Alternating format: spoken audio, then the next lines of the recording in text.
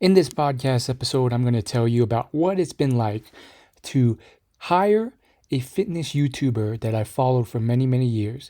He was my first choice if I could ever hire anyone and money wasn't a question. And this is my story of my experience, the pros and cons with hiring him after working with him for 3 weeks. The program should, in theory, last for 3 months. Let's see if he holds true to that. But I wanted to just give you my progress updates.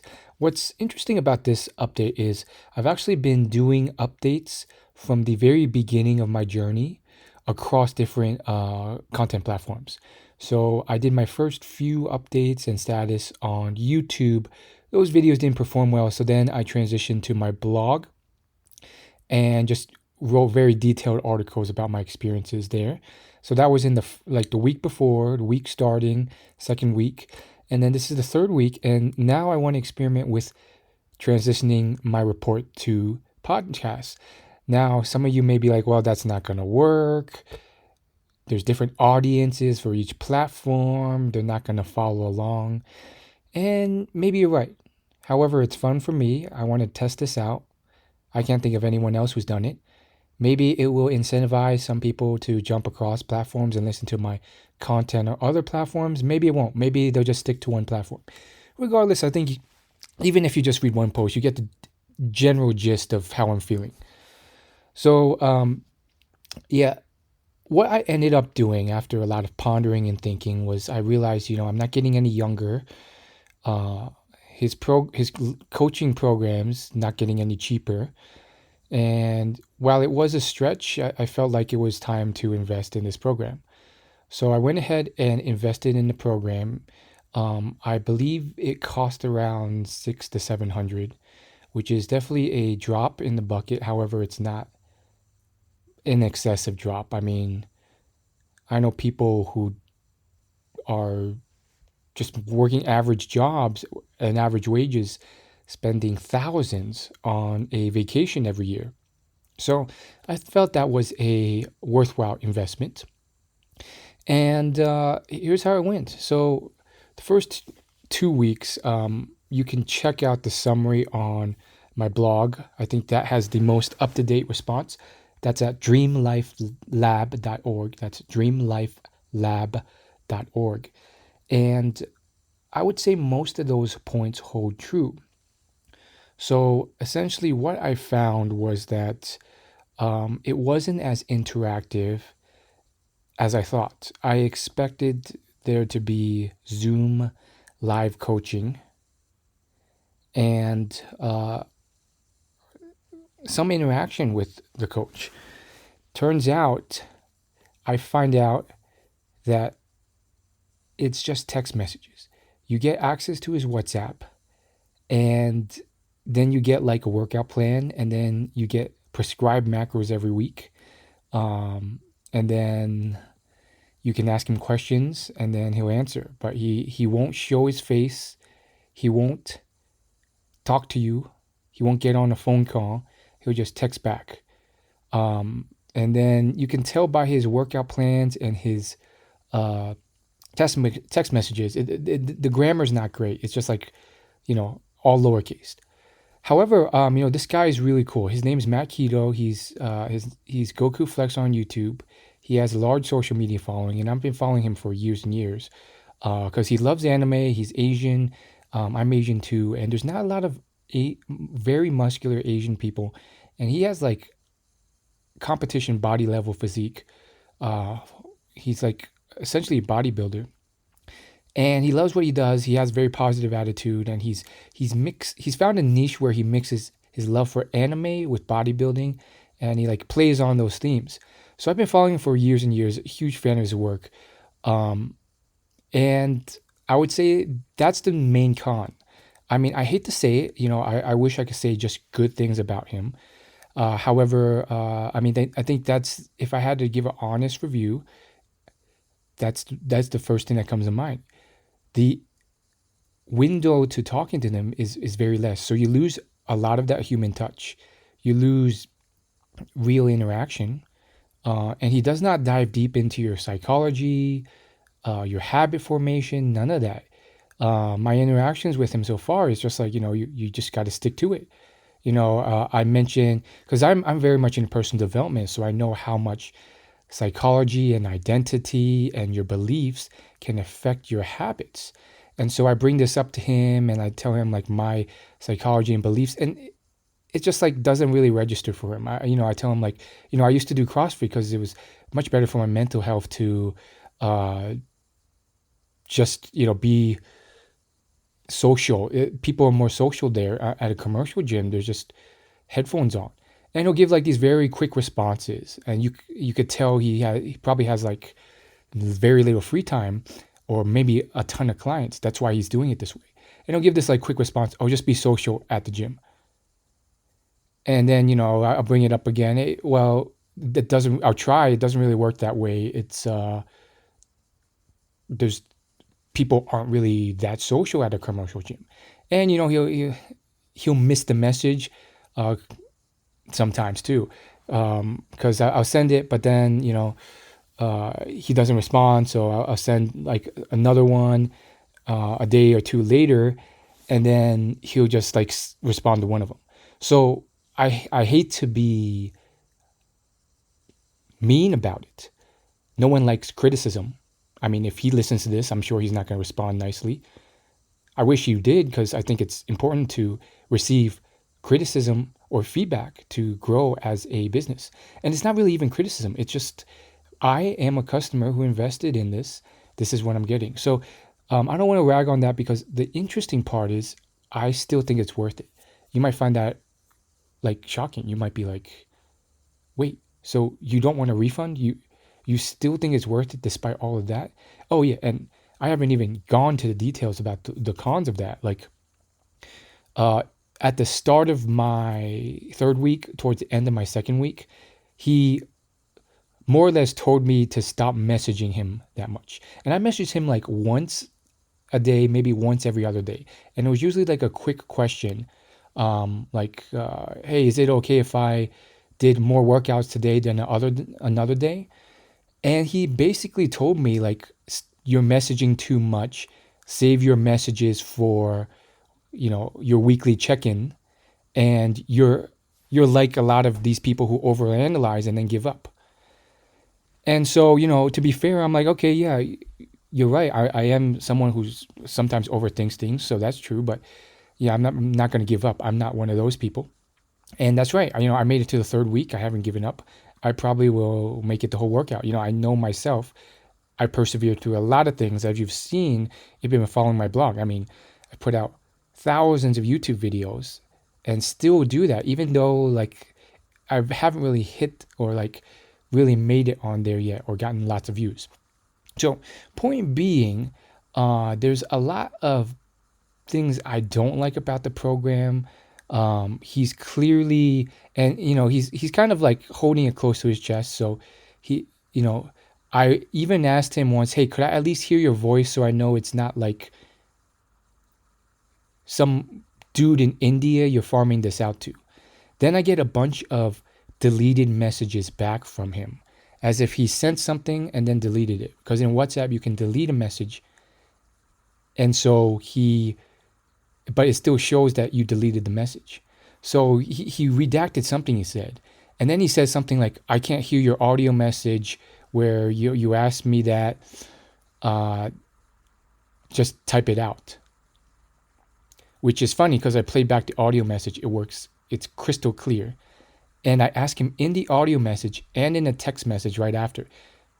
And so he basically doesn't respond to either of them and just like ignores that part of it. And he just like responds to another point I made about a question about macronutrients. So there is some weird stuff there. I wasn't expecting this. I was expecting to be welcomed with open arms. I mean, if I were to ever do coaching, and I have done some like light coaching on how to grow an audience online and personal development to some of my followers, like I would never do that. And some of the online business people I follow who I trust, like Pat Flynn, would never do that. But I mean, who knows? Maybe he's just really trying to scale his business and do as little as possible. Maybe he's taking on like 50 clients at once And therefore, like, to him, it's a lot. But to me, on the other end, it's like, dude, you're telling me I can only text message once a week.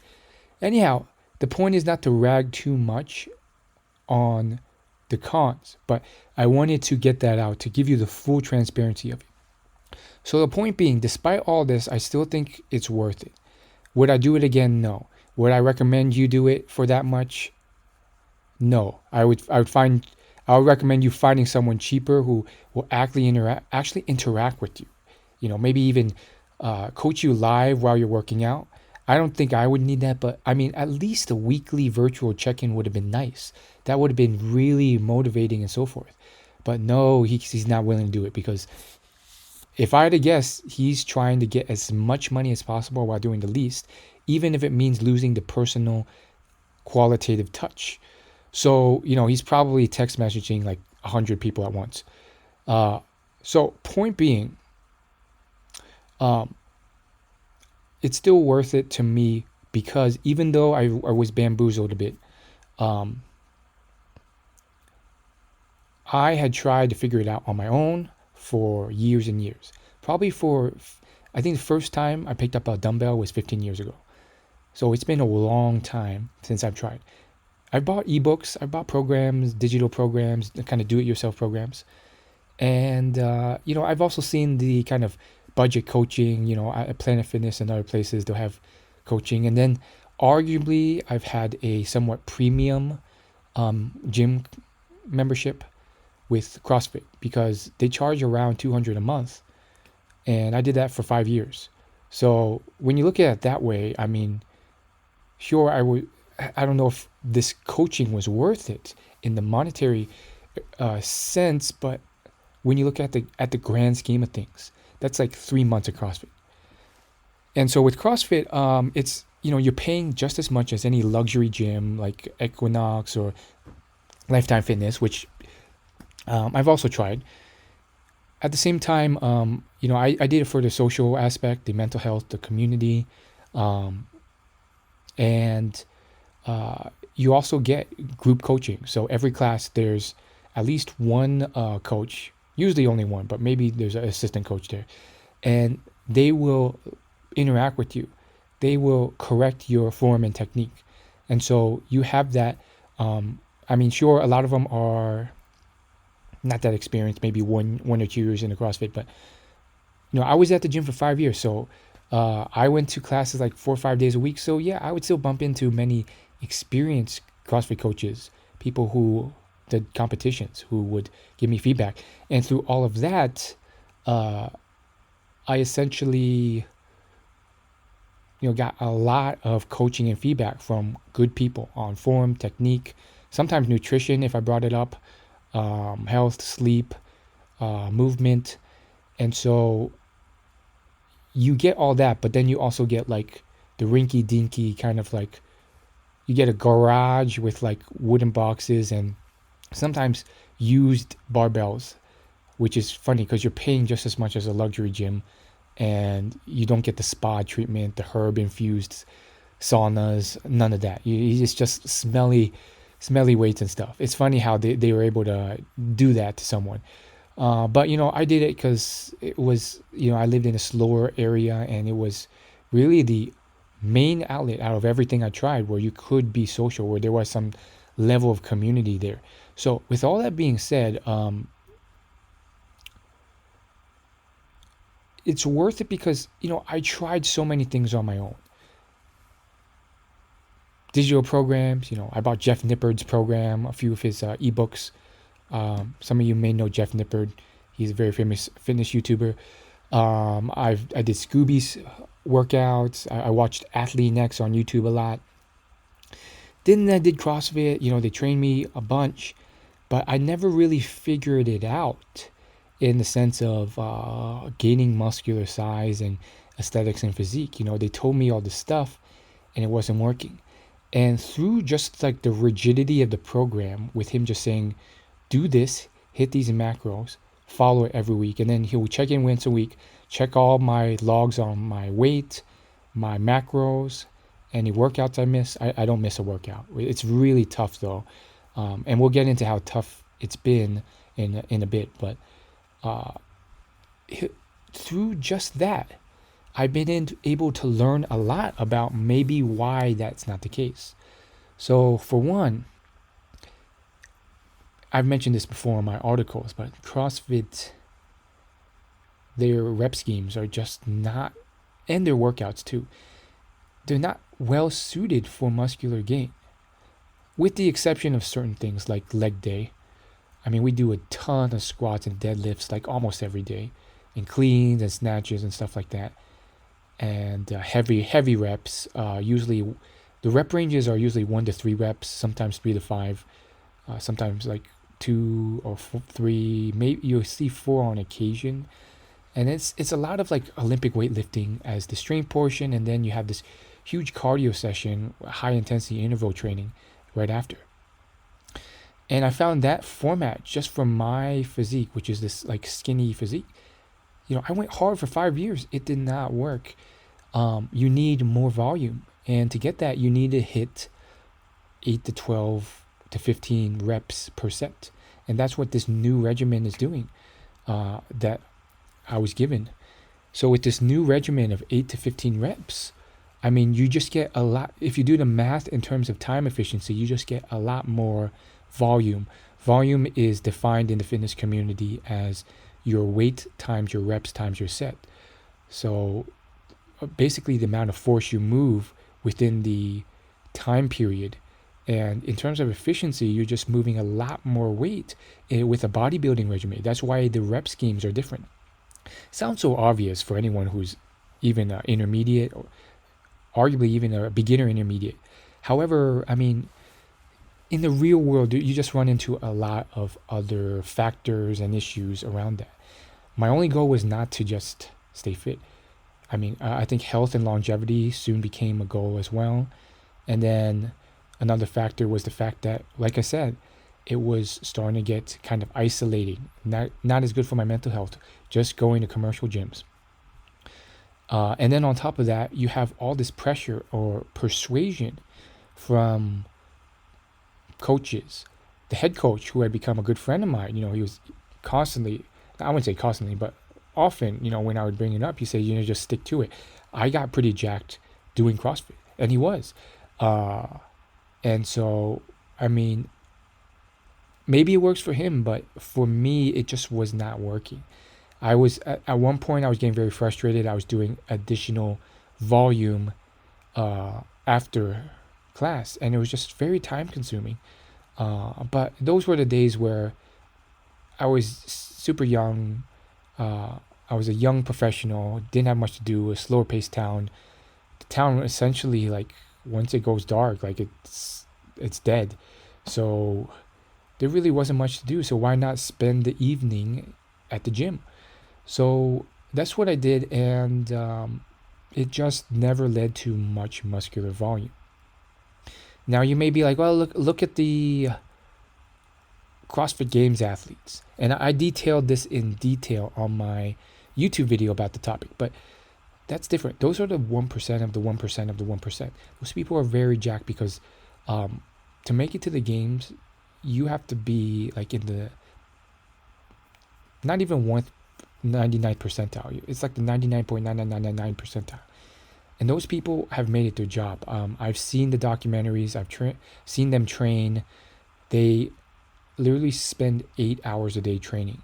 So of course they're getting a lot more volume than the average person who goes to a CrossFit class a day, or actually like the actual average attendee maybe goes to CrossFit like once or twice a week.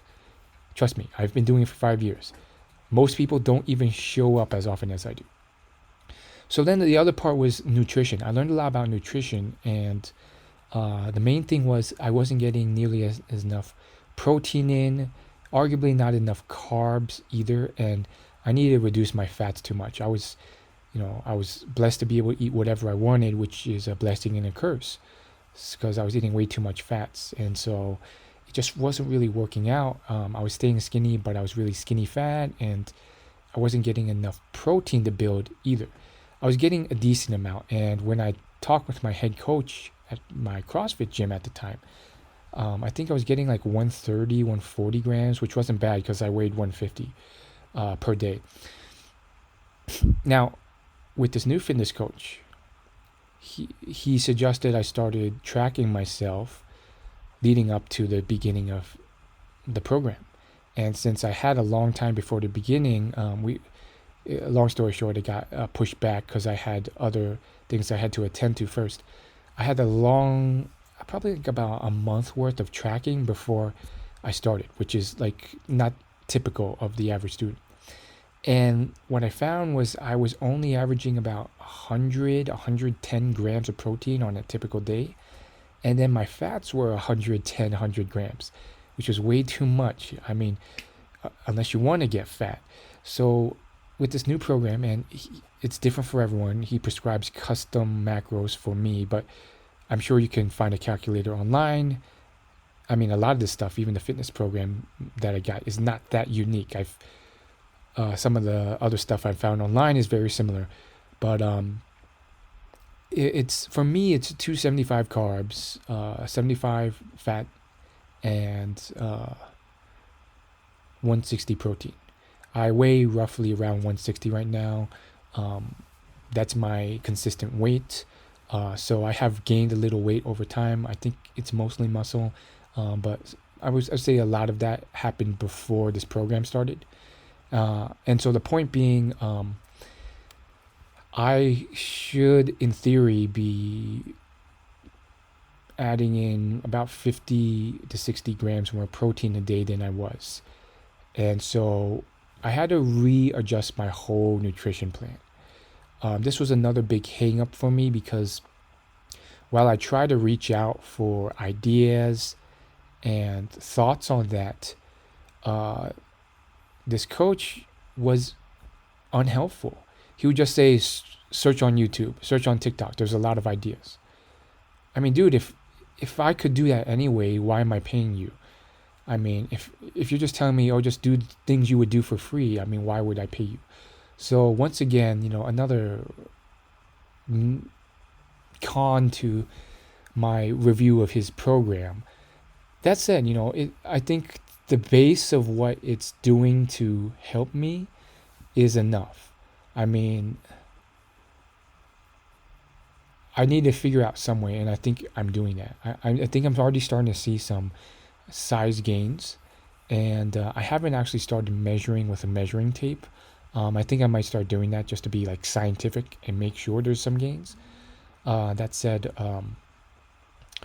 I feel it when I look in the mirror. I'm like, wow, I'm starting to lean out. I'm starting to get bigger. I'm taking progress pictures every week. So perhaps I'll post those on my Instagram or my blog after this is done, and you can see the progress. And, even with CrossFit, you can see the progress throughout there as well. I've posted before and afters on my blog and my YouTube. And I think although there is some gains, unfortunately, I think a lot of the mean, nasty, anonymous internet will be like, they'll leave comments like, oh my gosh, 5 years of CrossFit and there's no size gains. So, it is a bit unfortunate. I think the head coach told me, well, you shouldn't listen to strangers. I mean, you see the gains and, who cares what this random person thinks? Well, that's the point. You want other people to see the progress. So, there's a lot of factors. There's people trying to convince you to stay because they have motives for wanting you to stay at the CrossFit gym. And then there's other reasons. Maybe they just see it through their rose-colored glasses. But at the end of the day, if you want size and muscular size, you got to look at the objective, like measuring tape. And other people's opinions to a degree matter. Now, some people are like, oh, you shouldn't care at all about other people's opinions. If you're a skinny twig, you're a skinny twig. Doesn't matter as long as you're strong. I disagree. I think do I even need to elaborate on that? I mean, if you're a twig, that just shows a lot of, it doesn't show the traits that uh, convey attractiveness or strength or uh, willpower. And of course, I think you can definitely demonstrate it in other ways. I definitely have self-esteem and self-confidence in other ways, even if I stay in my current body. So don't get me wrong, it's not like I'm glued to some perception of me or hyper obsessed about my aesthetics. However, I think it's reasonable to want to grow some size after all the work I've put in. So, with all that being said, it's worth it because I've seen the gaps in my nutrition that weren't made as clear or apparent to me how important they were.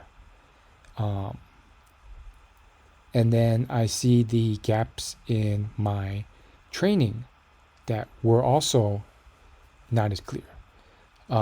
I think there's so much fitness information out there that I think a few myths and thoughts out of all the information I collected kind of clouded my judgment in a way. And you might be like, oh, that's so obvious. You should be eating more protein. You should be eating a lot less fat, a lot less fast food, and obviously you should be doing bodybuilding, higher rep schemes. Well, it may seem obvious to you, but there's so much fitness information, people trying to persuade you to stay, and then certain myths at the time, like you listen to one YouTuber and they tell you it doesn't matter if you do high reps or low reps, as long as you get stronger, that usually almost always correlates with greater size. You cannot do a 500-pound bench unless you're huge. It's just how it is. And so that conflicting advice kind of was like, oh, okay, maybe I will stay with CrossFit because even though we're doing less reps, I'm getting a lot stronger. And maybe there is some truth to that to a degree, but not always. I mean, there's also plenty of really strong people who are still very skinny. I mean, there's a good amount in the CrossFit community if you look at some of the athletes. Now, some of them are very big too, but then like there's some exceptions, like Annie Thorisdottir, for instance. She's like, you see her on the street, she's from certain angles, she just looks average, but she's like been one of the fittest women in the world for like a decade. But then like there's a bunch of other CrossFit Games athletes, like I would say most of the winners, most of the top 3, they usually look pretty big as well. So I think that is really interesting. I think that's really what kind of contributed to it. I think even some of the people I follow, like Jeff Nippard and Goku Flex, they have said stuff like that on YouTube, and such conflicting information just kind of screwed me over in a way. So point being, those are the big pinpoints. My nutrition, I needed to cut back, and then my fitness regimen, and then a lot of it I've more or less had to do on my own. I got the rough blueprint from this coach, and then a lot of it I've had to do on my own. Now I've had to kind of limit my text messages to him as well. Ridiculous, but it is what it is. And I think I'm seeing a lot of growth and progress. It's been really tough. I mean, it hasn't been as extremely tough as I pictured it in the weeks leading up to the start. However, it is tough. I went from eating whatever I wanted to essentially, I mean, not whatever I wanted. I did have certain health rough guideposts. Like I would try and limit fast food. If I would ever shop at a grocery store, I try to stay away from things that were obviously unhealthy, like Oreos and stuff like that. And, stick to things that I felt were really relatively healthy. But now I've had to overhaul everything. Everything I buy at the store, grocery store, or a restaurant or a fast food place, I'm looking up the macros. I'm looking at the nutrition facts. And unfortunately, I've had to kind of cut out a decent amount of things I would typically eat. Because I'm really looking for those high protein, low fat options. the chicken breasts, the salmon, the tuna, sardines, Greek yogurt. And so I've had to do tons of research, tons of creative brainstorming, research online, just to figure out what works for me. And it's been tough because I haven't gotten that much guidance from my coach. He just said like use YouTube videos and TikTok. So I did that, and some things work, some things didn't.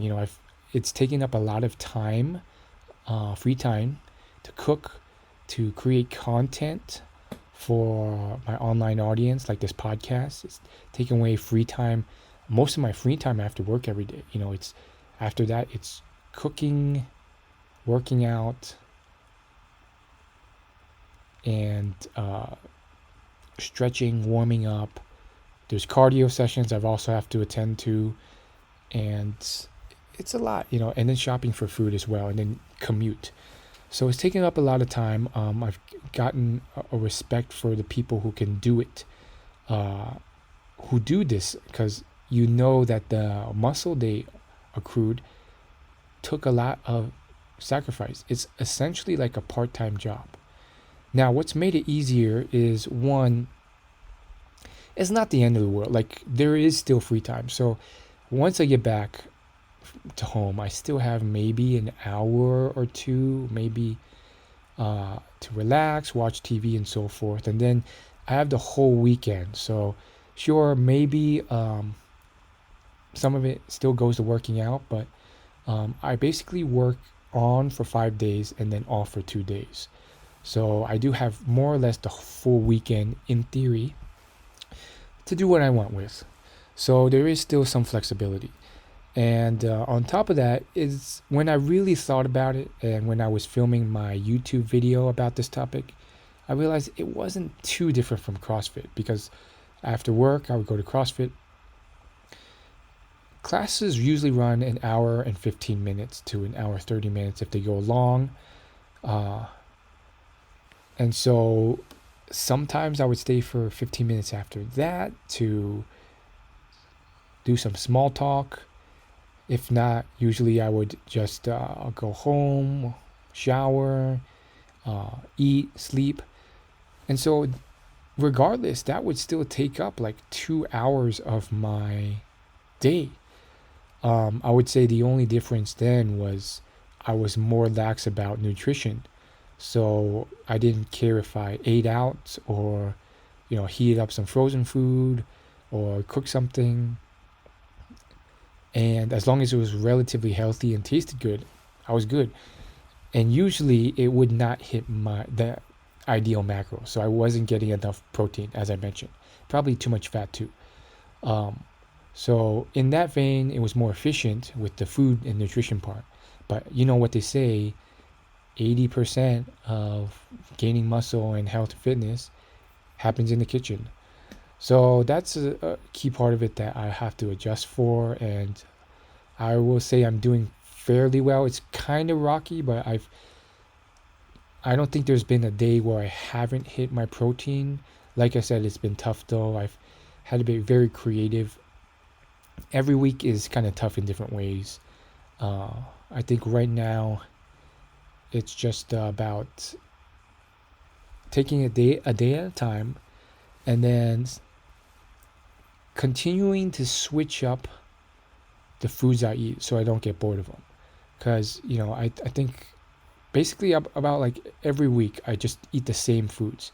And then after a week I get sick of them, so then I have to switch it up the next week. So part of me is concerned I'll run out of options and sustainability for the long term. However, one thing that was helpful that the coach said was, he said, hey, all good things take some sacrifice. But once you build up a good physique, then it gets easier. He said that, he's at a point where he can be more lax in the gym and go out and be social and still maintain his body. So that's much easier to do when you have a really good body. But if you don't yet, then that won't work. You need to take some time, sacrifice, and build that up. So I found that encouraging. I think that was one encouraging thing that he did say. So I do have to give him props for that. So yeah, this thus wraps the end of my third week of this fitness journey. Um, Based off some of the comments on YouTube and stuff, I think a lot of, and maybe YouTube is more nasty and people are mean or people just blurt out their thoughts without thinking. But, um, occasionally you get nasty comments. And I think one of them was like, oh, dude, your coach is on steroids. And I hate to break your heart, but you'll never look like him. And that was wrong on multiple fronts because, one, he's making a bunch of assumptions on my goals. And that's not true. So, to kind of head that off this time, I'll be more explicit about some of my goals. Like I said, it's not just to look like this bodybuilding champion. It's for longevity, it's for sustainability. I'm doing this, and I've told this to my coach a few times. I'm looking to find a sustainable way of doing this for the rest of my life. So I told him, like, once this ends, I may regress to something in between. Like maybe it's 150 grams of protein instead of 160 a day. And maybe my fats go up a bit to 85 a day. Something like that. Something more sustainable where I don't go crazy with this strict diet. And I think my coach has already been fairly lax because every week he can adjust my macros. So far, he's not. I think he's been giving me some leeway with fairly lenient macros. I mean, you could go even more strict. You could bring my pet down to 50 grams of fat, and that'll be huge pain. But I think he knows I'm more of a beginner in the nutrition aspect, so he's been kind of kind in that area so far, at least. He's only made one adjustment in this latest week. He's increased my cardio from 300 calories to 600 a week. So, lots of different things here. And the whole overthinking part's another part of it. As you can see, I have a lot to say about it, but I've had to hold back. There's very interesting quirks about the plan that at first I was asking questions about. I heard from this other coach that you shouldn't foam roll your lower back. Is that okay? And his quick response was, it's okay. So unfortunately he doesn't go into much detail. Maybe he's learned that from just coaching a bunch of people. It's his way of setting boundaries with his time. But yeah, I've withheld some of that overthinking because I get it. You don't want to overthink, overanalyze, and then just give up on the program. But there just some things that I wish I had more of an explanation as to why. Because I was told you don't want to foam roll your lower back. That doesn't have the rib cage to support it. It can hurt you. And then another thing I noticed, and I have yet to bring up, I don't think I will just because I'm withholding it, but just small things. Like he said, when you measure your cardio sessions, it has to be cardio done at the gym. So anything outdoors doesn't count, which I don't fully get because, I like to hike and I probably put in like more than enough cardio and calories on hiking, but unfortunately none of that counts. But anyhow, so that wraps it up. How do I feel? How tough has it been? Like I said, it's been tough, but it's not been impossible. It's taken a small toll on my energy, my emotions and whatnot, my mind. But at the same time, I feel pretty good overall. I'm still performing at a high level. It hasn't affected my work. And, I still have some free time. Like I said, I have the time to record this podcast. So, I think it will get better in time. Maybe I'll start batch cooking a bit more. I've been experimenting with that. Maybe I'll find a groove, find some foods I won't get bored of. Regardless, I think I will definitely be better off. And I could totally see this working. I mean, maybe, knock on wood, in a year or 2 or 3, I hit some level of sustainability, learn from this program, and boom, I look fairly jacked. And even if it's like half or as quarter jacked as this coach, I mean, that is a massive success. I'll be better than like 95% of people. Did you know that like over 50% of Americans are overweight. So I'll be like pretty darn good, fairly jacked, above average. And so, yeah, that's my update. Thanks for watching this podcast. Check out the blog at dreamlifelab.org. And thank you so much. I'll see you later.